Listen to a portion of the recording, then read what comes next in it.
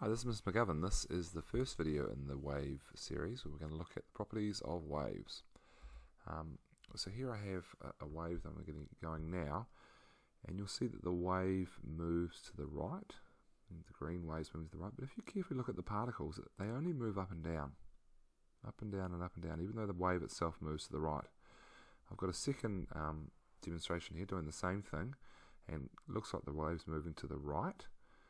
But if you look on the green particles, which are coloured that way so you can focus on them, they only ever move up and down.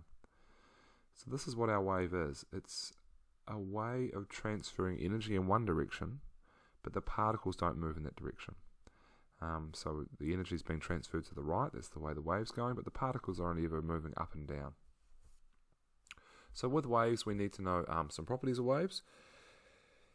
The first is the top of the waves are called peaks, the bottoms are called troughs. The distance from the middle of the wave to either the peak or the trough is the amplitude. The wave itself moves through a medium.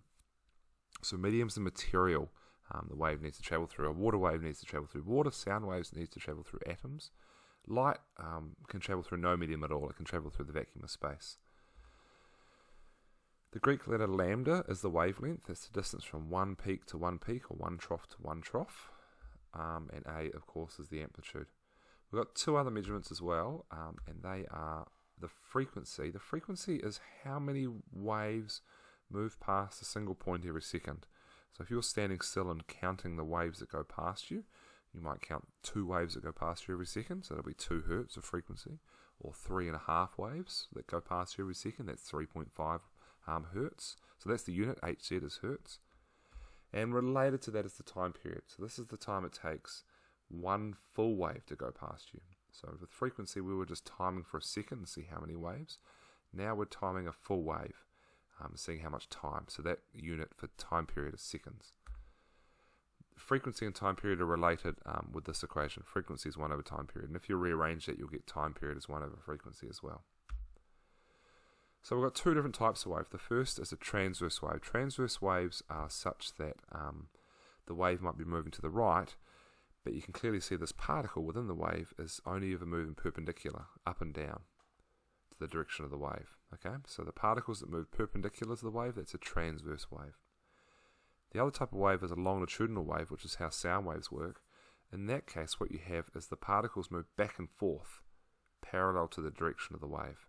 So the wave moves to the right in this GIF here, but the particles, the bits of the slinky, are moving left and right and left and right and left and right.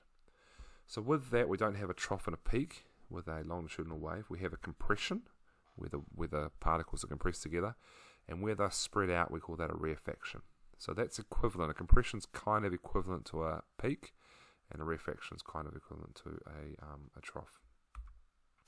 And finally, we have an equation which links some of our main properties together. It's the wave equation, where the velocity of the wave is equal to the frequency of the wave times lambda.